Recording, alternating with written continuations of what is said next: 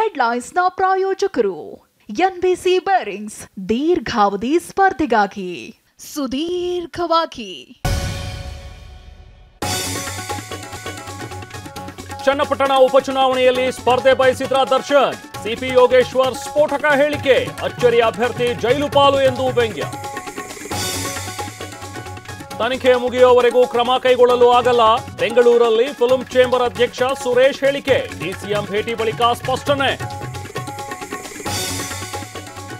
POCSO ಪ್ರಕರಣದಲ್ಲಿ ಬಿಎಸ್ವೈಗೆ ಬಂಧನ ಭೀತಿ. ಕೇಸ್ ರದ್ದು ಕೋರಿದ ಅರ್ಜಿ ವಿಚಾರಣೆ. ಮಾಜಿ ಸಿಎಂ ಪರ ಸಿಬಿ ನಾಗೇಶ್ ವಾದ.